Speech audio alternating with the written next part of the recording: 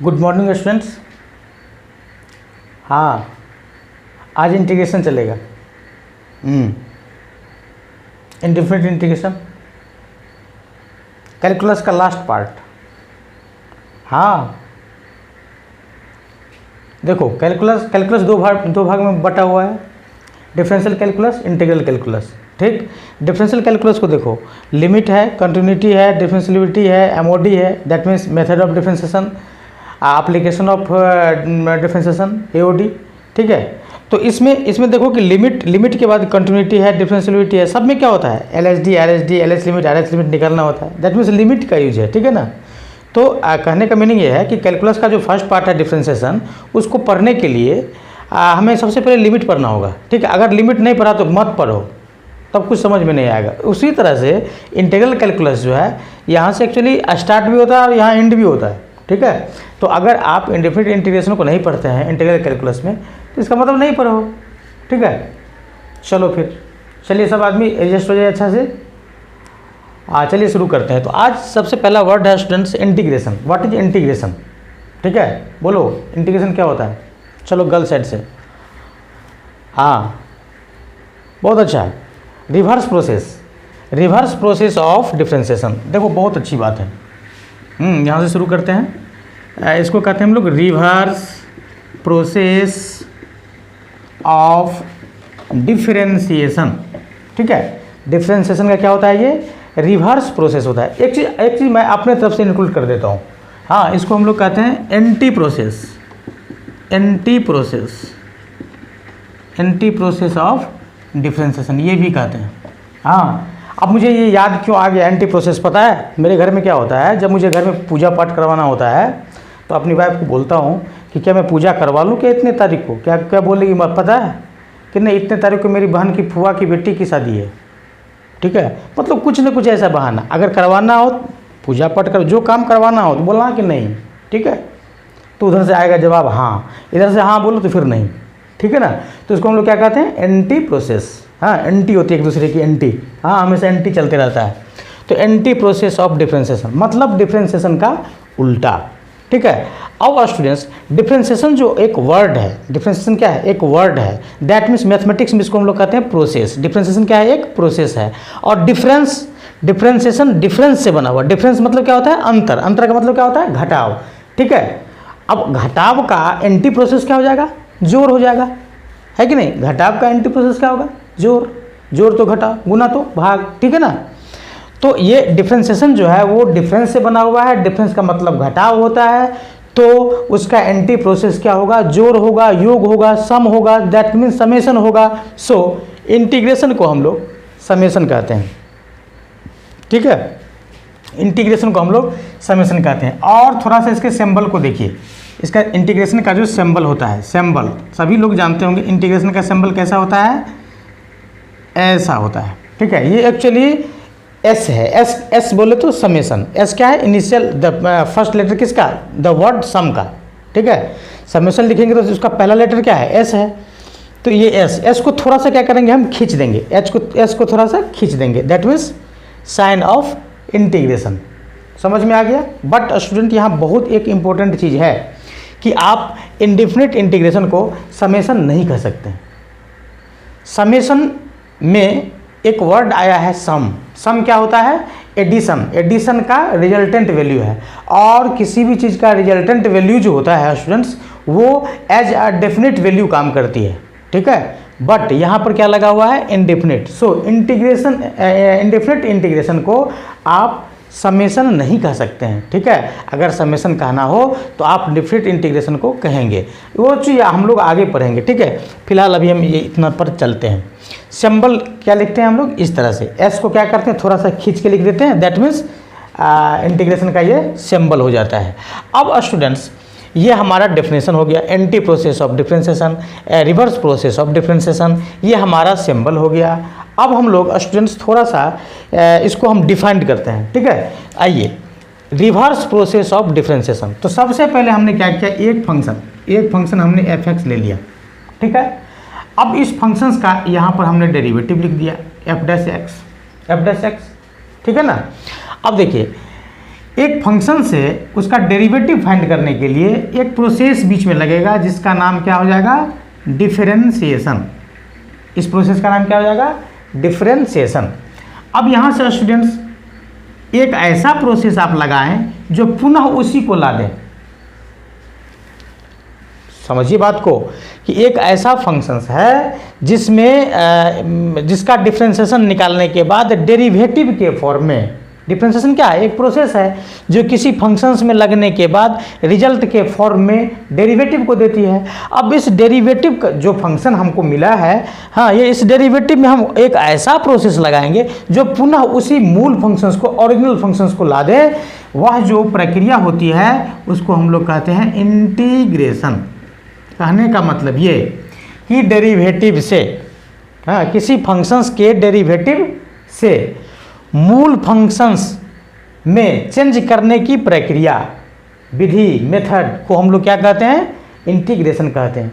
अब सर एक बहुत इंपॉर्टेंट चीज़ है कि यहाँ पर फंक्शंस आपने एफ लिया और उसका डिफरेंशिएशन करने के बाद डेरिवेटिव लिया, फिर आप उनको वही ले आ रहे हैं। दैट मीन्स देखो यहाँ से यहाँ आया, फिर यहाँ से यहाँ आया, तो एक दूसरे का ये रिवर्स हुआ कि नहीं हुआ, हो गया। तो इसको हम लोग क्या कहते हैं, एंटी डेरिवेटिव या इसको एंटी प्रोसेस बोलेंगे, एंटी प्रोसेस। तो सर इंटीग्रेशन का भी एंटी प्रोसेस डिफरेंशिएशन होगा, बिल्कुल होगा, ठीक है। अब आइए इस पर हम लोग थोड़ा सा कंसीडर करते हैं, एक एग्जाम्पल के माध्यम से हम लोग समझते हैं। तो एग्जाम्पल है आपका कि जैसे integration 2x into D X is equal to, देखिए इंटीग्रेशन में स्टूडेंट करना क्या होता है, ये बहुत ही इंपॉर्टेंट चीज़ है कि हमें इंटीग्रेशन के लिए करना क्या होता है।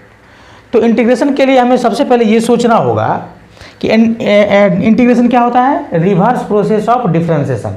दैट मीन्स कि ये जो 2x का हम x के रिस्पेक्ट में डिफरेंशिएशन निकाल रहे हैं, तो ये 2x कौन सा ऐसा फंक्शन है जिसका डिफरेंशिएशन होता है। ध्यान से सुनिएगा कि जिस भी फंक्शंस का आप इंटीग्रेशन निकालने जा रहे हैं, जिस भी फंक्शंस का आप इंटीग्रेशन निकालने जा रहे हैं, उस फंक्शंस पर आपको कंसीडर करना होगा कि ये जो फंक्शंस दिया हुआ है हमारा, वो किस फंक्शंस का डिफरेंशिएशन है। तो ये 2x किसका डिफरेंशिएशन होता है, चलो बोलो, हाँ एक्स स्क्वायर का, तो लिखेंगे एक्स स्क्वायर, ठीक है, एक्स स्क्वायर। अब एक चीज़ बताओ, एक्स स्क्वायर का डिफरेंशिएशन कितना, 2x। चलो एक्स स्क्वायर प्लस 1 का डिफरेंशिएशन कितना, हाँ बोलो, 2x प्लस 0, ठीक है। फिर चलो एक्स स्क्वायर माइनस 1 का कितना, 2x minus 0, that means 2x। X square plus 3 का कितना, एक्स स्क्वायर माइनस 10 का कितना, समझ में आ रहा है। दैट मीन्स आप देख सकते हैं कि स्टूडेंट्स यहाँ सिर्फ एक्स स्क्वायर का डिफरेंशिएशन 2x नहीं होता, एक्स स्क्वायर के अलावे ढेर सारे अनंत अनडिफाइंड कहिए, हाँ अनडिफाइंड ऑफ नंबर, सॉरी, हाँ मतलब अनगिनत ऐसे नंबर्स हैं जिसका डिफरेंशिएशन 2x होगा।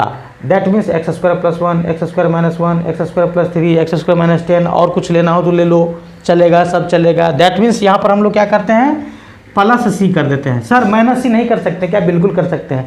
सी एक ऐसा कांस्टेंट हम यहाँ पर लेंगे जो प्लस माइनस दोनों को ऑब्जर्व करके रखेगी, ठीक है। इस सी को हम लोग क्या बोलते हैं, बोलो, इसको कहते हैं इंटीग्रेशन कांस्टेंट बोलते हैं, बोलो। इसको हम लोग कहते हैं आर्बिट्रेरी कांस्टेंट। सर आर्बिट्रेरी क्या होता है, देखो स्टूडेंट्स, यहाँ पर सी के बदले में क्या आया, +1, सी के बदले में -1, सी के बदले में +3, सी के बदले में -10, सी के बदले में दैट बहुत सारा, सी बिलोंग्स टू आर, जो लेने का मन हो ले लो, ठीक है। चूंकि कांस्टेंट का डिफरेंशिएशन क्या होता है, 0 होता है। अब ये आर्बिट्रेरी सर क्यों लगाया यहाँ पर, तो सी का वैल्यू बहुत सारे आ सकते हैं, है ना। सी का वैल्यू कुछ भी आ सकता है, सी रियल नंबर का कोई भी पार्ट्स आ सकता है। रियल नंबर की संख्या कितनी है, कोई बताओ, रियल नंबर की संख्या निश्चित है क्या, डेफिनेट है क्या, नहीं है। रियल नंबर की संख्या तो क्या है, डेफिनेट नहीं है तो क्या है, इनडेफिनेट है। सो इसी सी के चलते, इसी सी के चक्कर में ये पूरा जो प्रोसेस है, ये पूरे प्रोसेस को हम लोग क्या कहते हैं, इनडेफिनेट इंटीग्रेशन। नहीं आया समझ में, इस सी के चलते ऐसा हुआ है, ठीक है। इसका वैल्यू जो है जगह जगह चेंज हो रहा है, ये बोल रहा है 10 है, ये बोल रहा है 12 है, ये बोल रहा है समथिंग है, ठीक है ना। तो ये इसका वैल्यू क्या है, डेफिनेट नहीं है। इसको हम लोग क्या कहते हैं, इनडेफिनेट कांस्टेंट भी बोलते हैं, ठीक है। और इसी के चलते हमारा जो ये इंटीग्रेशन है, सॉरी इंटीग्रल का जो फॉर्म आया है यहाँ पर, वो आया है इनडेफिनेट इंटीग्रल। हाँ, इसमें जो प्रोसेस हमारा जो काम किया है, हाँ, जो प्रोसेस हमें इनडेफिनेट इंटीग्रल को दी है, उसी प्रोसेस को हम लोग इनडेफिनेट इंटीग्रेशन समझे हैं, ठीक है। अब स्टूडेंट्स यहाँ बहुत इंपॉर्टेंट एक चीज़ है, तो ये सर सी का वैल्यू आखिर है क्या। आपने कहा कि इंटीग्रेशन कांस्टेंट, सब में देख रहे हैं कि कांस्टेंट लगा हुआ है। कांस्टेंट बोले तो 2 तो स्थिर हो जाएगा, 2 हो जाएगा, 5 हो जाएगा, 3 हो जाएगा। अरे भैया ऐसी बात नहीं है। कांस्टेंट का वैल्यू क्या है, कांस्टेंट का मीनिंग क्या है। तो सी का वैल्यू अगर आपने 5 ले लिया तो वो 5 पर क्लोज हो गया, दैट मीन्स अब 5 के अलावे कुछ नहीं हो सकता। दैट मीन्स सी का वैल्यू ऑलरेडी एकदम 5 पर वो क्या है, स्थिर हो गया है। अब यहाँ पर सी का वैल्यू क्या हो रहा है, चेंजेबल हो रहा है। दैट मीन्स ये आर्बिट्रेरी जो वर्ड लगा हुआ है, आर्बिट्रेरी का मतलब क्या होता है, वैसा कांस्टेंट जगह जगह पर अपना मान बदलते हो, गर्लफ्रेंड मान बदलते रहो। हाँ, लिट्टी की दुकान पर गया, समोसे की दुकान पर गया, चाट खाया, इधर खाया उधर खाया, ठीक है ना। मतलब उसका वैल्यू क्या होता है, जगह जगह पर उसका चेंज होते रहता है। हाँ, ये अच्छा लगता है, इसका ये बुरा, ये अच्छा है, ठीक है। अब बुराई अच्छाई में लगे रहो। हाँ, तो ये सी बिलोंग्स टू आर, ये सी का वैल्यू क्या होता है, चेंजेबल होता है। एक ऐसा constant, that means arbitrary constant, that means constant और वेरिएबल के बीच का चीज़, कांस्टेंट और वेरिएबल के बीच का चीज़ होता है आर्बिट्रेरी कांस्टेंट। और एक ऐसा कांस्टेंट, ये आर्बिट्रेरी कांस्टेंट एक ऐसा कांस्टेंट जो वेरिएबल की तरह, हाफ वेरिएबल की तरह और हाफ कांस्टेंट की तरह काम करे। यहाँ पर किया है कि नहीं किया है, देख सकते हैं आप, ठीक है। तो ये इसका जो वैल्यू है वो हमेशा इंडेफिनिट होगा। दैट मीन्स यहाँ पर आप किसी भी कांस्टेंट फंक्शंस, कांस्टेंट वैल्यू को रख सकते हैं। और इसी के चलते ये जो प्रोसेस हुआ है, हाँ, इसको हम लोग कहते हैं इंडेफिनिट इंटीग्रेशन, ठीक है। और ये जो रिजल्टेंट वैल्यू आया है उसको हम लोग कहते हैं इंडेफिनिट इंटीग्रल, ठीक है, इंडेफिनिट इंटीग्रल। अब ये आप थोड़ा सा और सोच के बताइए। तो आप ऐसा लिख सकते हैं क्या, जैसे डी एफ एक्स प्लस सी का हमने डिफ्रेंसिएशन लिया एक्स के रिस्पेक्ट में और इसको लिख दिया हमने जी एक्स। तो आप ऐसा कह सकते हैं क्या, integration g x with respect to x is equal to f x plus c, ऐसा कह सकते हो क्या। चलो बोलो, ऐसा कह सकते हो क्या, बोलो कह सकते हो। देख लो, एफ एक्स का हमने जी एक्स लिख दिया, कांस्टेंट का 0 हो गया तो 0 को हमने नहीं लिखा, ठीक है। सपोज किया कि एफ एक्स का जी एक्स हो गया। अब ऐसा ये है नहीं, ठीक है ना। कोई भी फंक्शन एफ एक्स के बदले में कोई भी फंक्शन ऐसा हो सकता है, ठीक है। तो ये जी एक्स का एक्स के रिस्पेक्ट में डिफ्रेंसिएशन कितना हो गया, एफ एक्स हो गया। एक्चुअली होगा डिफ्रेंसिएशन कितना हुआ था, जी एक्स, तो जी एक्स क्या हो जाएगा, एफ एक्स, ठीक है। अगर आप यहाँ पर एक और सोचने वाली बात है कि जब आप यहाँ पर सिर्फ एक्स स्क्वायर लेते हैं तो सर क्या गलत हो जाएगा। गलत नहीं होगा लेकिन बिल्कुल गलत होगा। क्यों बिल्कुल गलत होगा, बता रहा हूँ। ये एक्स स्क्वायर प्लस सी के कितने वैल्यू हैं, अरे वो तो इनडिफिनिट है ना। मतलब आपने इनडिफिनिट वैल्यू में से किसी एक वैल्यू को लिखा है ना। सी का वैल्यू क्या है, इनडिफिनिट है। सी बिलोंग्स टू आर की संख्या कितनी, इनडिफिनिट है ना। तो इनडिफिनिट है, सी बिलोंग्स टू आर। तो इनडिफिनिट में से जब आप इसको हटा देंगे, दैट मीन्स सी का वैल्यू आपने क्या ले लिया, 0 ले लिया, सही है। बट जब आप इसको हटा देंगे तो सामने वाला समझेगा क्या कि इन्होंने एक पार्टिकुलर वैल्यू को, मतलब जिसका आंसर अनडिफाइंड होना चाहिए, अनंत के फॉर्म में होना चाहिए, बहुत सारा होना चाहिए, उसमें से स्टूडेंट ने केवल एक वैल्यू को लिखा। तो ऑब्वियसली इसका मार्क कितना हो जाना चाहिए, 0 हो जाना चाहिए, ठीक है ना। सो ये सी लिखना कभी मत भूलना। अगर मैं भी सी नहीं लिखूं, कभी कभी होता है मेरे साथ भी, ठीक है, तो थोड़ा सा याद दिला देना, ठीक। अब आइए, यहाँ तो समझ में आ गया कि अगर आप किसी भी फंक्शंस का डिफरेंशिएशन, देखिए यहाँ फंक्शंस क्या है, एफ एक्स है, उसका डिफरेंशिएशन कितना हो गया, जी एक्स। कॉन्स्टेंट का सभी जानते हैं 0 होता है, ठीक है। तो ऑब्वियसली इसका अगर हम इंटीग्रेशन निकालेंगे एक्स के रिस्पेक्ट में तो हमारा ये वैल्यू आएगा, आ जाएगा, ठीक है। अब देखिए यहाँ इस gx को क्या कहते हैं, इस gx को, यहाँ पर gx को क्या कहते हैं, इस gx को, मतलब जिस फंक्शंस का इंटीग्रेशन निकलता है उसे हम लोग इंटीग्रांड कहते हैं, इंटीग्रांड कहते हैं, ठीक है। ये dx क्या होता है, dx तो लिखेंगे integrated with respect to x, ठीक है। ये किसका वैल्यू है, ये इसको dx को बोलते हैं, ये gx को इंटीग्रांड, dx को integrated with respect to x। ये जो सिंबल है उसको क्या कहते हैं हम लोग, बोलो बोलो, इंटीग्रेशन का सिंबल, सिंबल ऑफ इंटीग्रेशन, ठीक है। अब ये fx को क्या कहते हैं, ये जो रिजल्टेंट वैल्यू आया है, कहाँ लिख दूँ, चलो यहीं पर लिख देता हूँ। ये fx को क्या कहेंगे, इसको कहेंगे इंटीग्रल या प्रीमिटिव या एंटी डेरिवेटिव,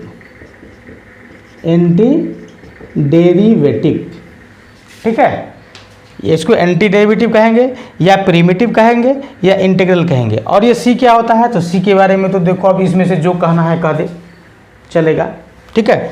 तो सी को हम कांस्टेंट ऑफ इंटीग्रेशन भी कहते हैं जनरली।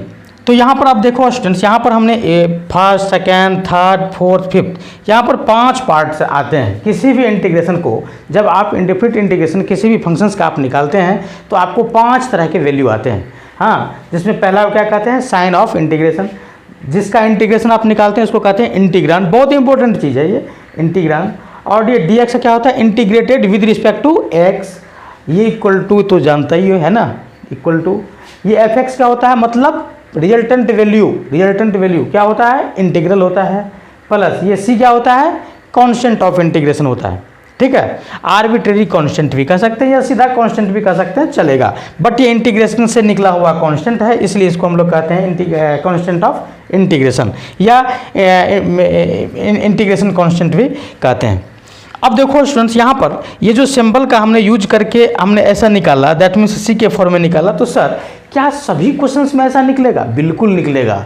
जहाँ भी इंडेफिनिट इंटीग्रेशन की बात होगी वहाँ पर सभी क्वेश्चंस में, क्या समझ में आ रहा है ना, हाँ।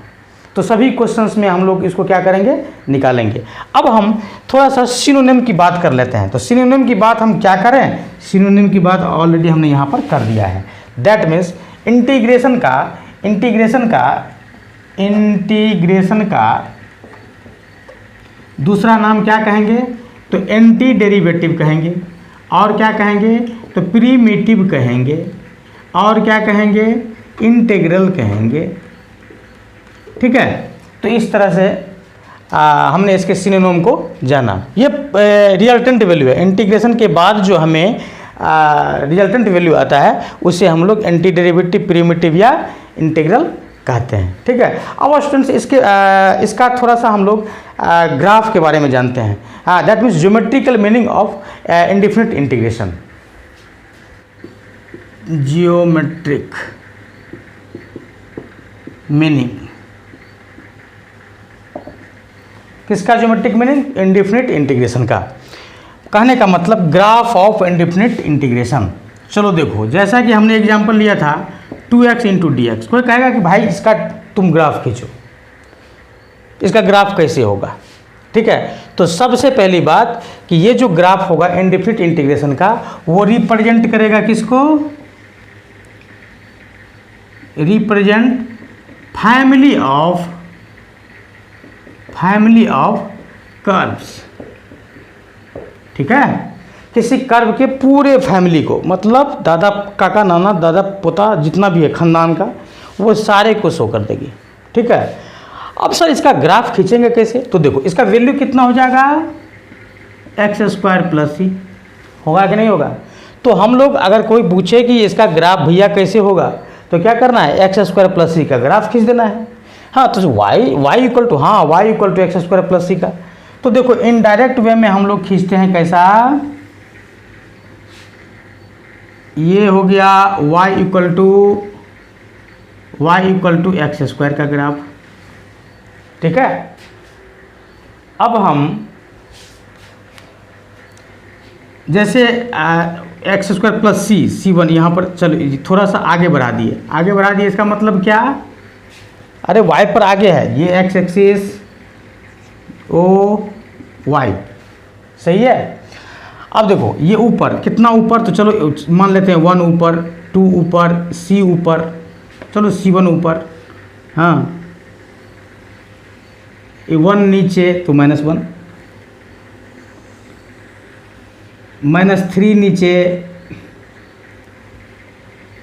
चलो अब तुम बताओ कि ये ग्राफ किसका है, ये वाला ग्राफ किसका है, ये 1 ऊपर है, इससे 1 ऊपर है, बोलो बोलो, हाँ तो y equal to X square plus 1 का ग्राफ, ऊपर है तो प्लस, नीचे है तो माइनस, ये किसका graph, y equal to X square -1 का ग्राफ। ये किसका ग्राफ, ये लास्ट वाला, ये y equal to X square -3 का ग्राफ, ठीक है। अब देखो ये जितना भी ग्राफ निकला है, ठीक है, अगर हम सबका डिफ्रेंशिएशन निकालेंगे, फिर वही बात मैं कर रहा हूँ जो पीछे किया, ठीक, अगर हम इसमें से किसी का भी डिफ्रेंशिएशन निकालेंगे तो सबका डिफ्रेंशिएशन 2x होगा कि नहीं होगा, इसका मतलब एक्स स्क्वायर प्लस सी जो है, अब -1 -2 -3 प्लस सी माइनस सी, हाँ यहाँ पर C1 है, तो यहाँ से जो इसका ग्राफ जाएगा तो क्या हो जाएगा, एक्स स्क्वायर प्लस C1 होगा कि नहीं होगा, ठीक है। अब इस ग्राफ को गौर से देखो, ये सारे के सारे ग्राफ क्या हैं, एक दूसरे के पैरेलल हैं, देखो पैरेलल है कि नहीं है, सब पैरेलल है।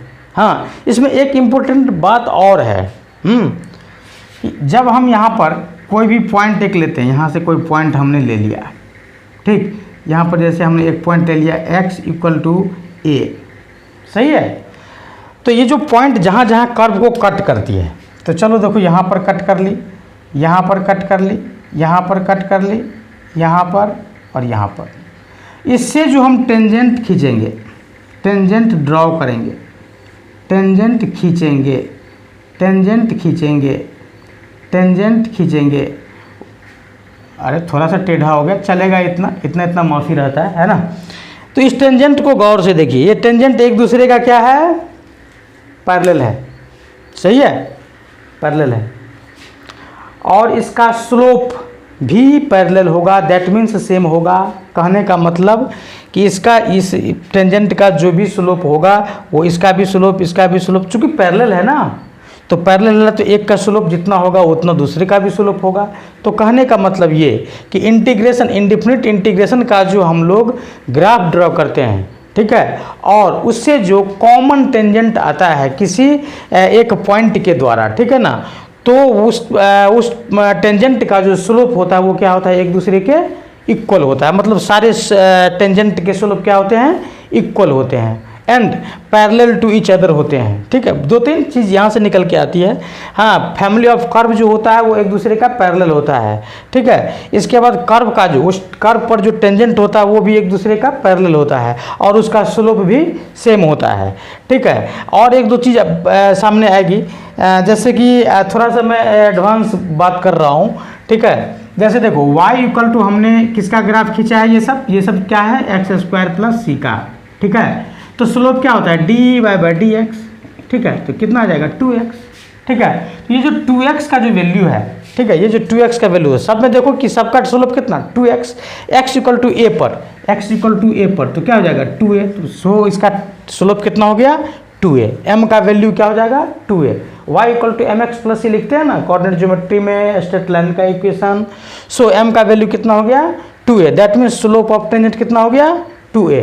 मतलब सारे टेंजेंट का सर, बिल्कुल मैं बार बार यही चीज़ बोल रहा हूँ, ये बहुत ही इंपॉर्टेंट चीज़ है स्टूडेंट्स, इसको हम लोगों को मन में रखना है, याद रखना है। अब हम लोग नेक्स्ट पॉइंट की बात करेंगे कि आप किसी भी फंक्शंस का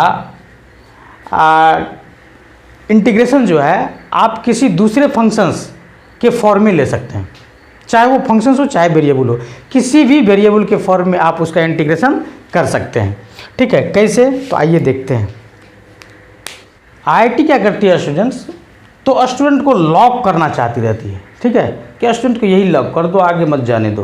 तो मेरा कहने का मतलब ये था, ये जो पॉइंट की बात मैं किया था कि किसी भी फंक्शंस का आप इंटीग्रेशन किसी भी वेरिएबल के फॉर्म में कर सकते हैं या किसी भी फंक्शंस के फॉर्म में कर सकते हैं। आइए देखते हैं। पहला पॉइंट है कि जैसा कि मैं थोड़ा सा एडवांस थोड़ा बात कर रहा हूँ, जैसे कि एग्जांपल हमने लिया integration a x into D x, a to the power x हमने लिया। इसका बोल दो थोड़ा सा, a to the power x किसका डिफ्रेंसिएशन? हाँ, तो ये हो जाएगा a to the power x upon l n a का डिफ्रेंसिएशन प्लस सी का। सही है? बोलो सही है? चलो अब मैं इसी को दूसरे फॉर्म में लिख रहा हूँ, a to the power x into d a. अब देखो अब क्या होगा। पहले तो तुम्हारे दिमाग में था कि ए क्या है? कांस्टेंट है, एक्स क्या है? वेरिएबल है। तो कांस्टेंट का पावर वेरिएबल लिया तो हमने ऐसा लिख दिया। एल एन का मतलब लॉग है स्टूडेंट्स, एल एन का मतलब लॉग बेस ई के साथ, नेचुरल लॉग। सही है? अब यहाँ ए टू दी पावर एक्स है, ए टू दी पावर एक्स को ए के रिस्पेक्ट में, दैट मीन्स यहाँ मीनिंग ये हो रहा है कि यहाँ डी एक्स था तो एक्स वेरिएबल और यहाँ ए है तो ए वेरिएबल। ठीक है? मतलब ये कैसा दिख रहा है? बोलो ये दिख कैसा रहा है? तो वेरिएबल का पावर क्या हो जाएगा? कांस्टेंट दिख रहा है। एक्स एक्स काम करेगी कांस्टेंट का, तो X to the power N into D X की तरह दिख रही है ये। इसका रिजल्टेंट वैल्यू कितना होता है? X to the power N plus one upon N plus one होता है कि नहीं? ठीक है? इसमें एक केस होता है कि n is not equal to -1। ठीक है? अब देखो यहाँ पर a to the power x, x क्या है यहाँ पर? कांस्टेंट या वेरिएबल? x क्या है? कांस्टेंट या वेरिएबल? अरे भैया a to the power x with respect to x, मतलब dx लगाया तो x वेरिएबल, a लगाया तो a वेरिएबल, x कांस्टेंट मतलब वेरिएबल का पावर कांस्टेंट, वेरिएबल का पावर कांस्टेंट का क्या आया? सो यहाँ पर क्या लिखेंगे? a to the power x plus one upon x plus one plus c. C देना तो मत भूलना। ठीक है? तो किसी भी वेरिएबल के फॉर्म में आप इंटीग्रेशन निकाल सकते हैं। मैं आगे और बात कर रहा था कि किसी भी फंक्शंस के फॉर्म में भी आप किसी फंक्शंस का इंटीग्रेशन निकाल सकते हैं। ठीक है? तो चलो जैसे find the primitive of 3x square plus 5 with respect to X square plus 1। ठीक है? मतलब प्रीमिटिव का मतलब घबराना नहीं, प्रीमिटिव का मतलब क्या होता है? इंटीग्रेशन। ठीक है? इंटीग्रल निकालना है आपको। किसका? तो 3x स्क्वायर प्लस 5 का। किसके रिस्पेक्ट में? तो एक्स स्क्वायर प्लस 1 के रिस्पेक्ट में। थोड़ा सा अजीब लग रहा है सर, ये दिखेगा कैसे सर? तो ये दिखेगा 3x स्क्वायर प्लस 5 और यहाँ पर d और यहाँ एक्स स्क्वायर प्लस 1। सर अभी तक तो हमने dx देखा था। ठीक है? ऐसा नहीं है। हाँ, और आप देखेंगे। चलिए, एक्स स्क्वायर प्लस 1 के रिस्पेक्ट में हमको निकालना है 3x स्क्वायर प्लस 5 का इंटीग्रेशन। नाउ अब एक्स स्क्वायर प्लस 1 को आप मान लीजिए t। सही है? बोलो बोलो। तो आप लिखेंगे 3x स्क्वायर प्लस 5 को 3 into x square plus 1 plus 2 लिख सकते हैं कि नहीं? देख सकते हैं आप। तो इसको आप क्या लिखेंगे? 3t plus 2। तो इस तरह से इंटीग्रेशन क्या हो जाएगा? 3t प्लस 2, अरे बोलो, इसके बदले लिखा इंटू dt। अब तो आसानी से निकाल सकते हो ना, फिर t का वैल्यू बाद में पुट कर देना इतना। सही है? तो इस तरह से स्टूडेंट हम किसी भी फंक्शंस का, इसका 3t, इसको बोले तो integration 3t into D T plus integration 2 into D T. सही है? अब देखो ये प्लस है, ये प्लस और माइनस रहेगा तो ऐसे हम लोग अलग अलग करके खेल लेंगे। ठीक है? मैं तो कहता हूँ कि गुना और भाग का कोई रूल ही नहीं होता है इंटीग्रेशन में। क्या? अरे यूलर यू इंटू वी। ठीक है ना? और वो एक्चुअली प्रोडक्ट का फॉर्म नहीं है। प्रोडक्ट का फॉर्म का मतलब क्या होता है पता है? जैसे डिफ्रेंसिएशन में u इंटू वी का हम लोग करते थे डिफ्रेंसिएशन, तो उसमें D U by D X into V plus D V by D X उसका रूल होता था। ठीक है ना? इंटीग्रेशन में ऐसा कोई रूल नहीं है। वो u इंटू वी, अगर u into V into W के फॉर्म में दे दे, दैट मीन्स अगर 2 इन्वर्स फंक्शन दे, एक लॉगरिथमिक फंक्शन दे दे, ठीक है, 5 फंक्शन एक साथ इंटू में दे दे, तो कैसे करोगे? u इंटू वी फेल हो जाएगा तुम्हारा। हाँ, इसका एक ही फंडा है कि ये जो जोड़ घटाव की बात मैं किया हूँ, ठीक है, यहाँ पर जोड़ की बात है तो अलग अलग हमने कर लिया। मतलब किसी भी फंक्शंस को तुम ऐसे तोड़ो, किसी भी फंक्शंस को ऐसे तोड़ना है जिसका हम लोग ईजी वे में उसका इंटीग्रेशन निकाल सके। बस यही इसका एक रूल है, ठीक है। इसके लिए बहुत सारे मेथड्स हैं, हम आगे बात करेंगे, ठीक है ना। अब इसमें देखिए, इसके साथ कांस्टेंट लगा तो निकल गया 3, यहाँ क्या हो जाएगा t into D T plus 2, यहाँ पर क्या हो जाएगा dt मतलब 3, ये क्या हो जाएगा t²/2 plus 2t plus c। हाँ, अरे dt का t नहीं आया समझ में? देखो dt का t सर क्यों, प्लस c भी लिख दो, क्यों ऐसा क्यों? तो देखो dt का मतलब क्या है कि t का सबसे smallest part, the smallest part of t। अरे फिजिक्स में पढ़ता होगा, लूप, क्या है ये लूप, उसमें क्या होता है तो छोटे छोटे t के छोटे छोटे टुकड़े को क्या करते हैं हम लोग, जोड़ के एक लूप बनाते हैं, ठीक है ना। तो लूप का वैल्यू कितना हो जाएगा, t हो जाएगा। तो यहाँ से हमें एक चीज़ और सीखने को मिलती है कि अगर कोई बोल दे कि d log t, क्या हो जाएगा बोलो? अरे dt तो t, तो d log t तो क्या है, log t, तो log t प्लस c कर लो, ठीक है। कोई अगर बोल दे d e⁻x, क्या हो जाएगा e⁻x प्लस c। मतलब इंटीग्रेशन को समझो, मन की बात 1/d, ठीक है।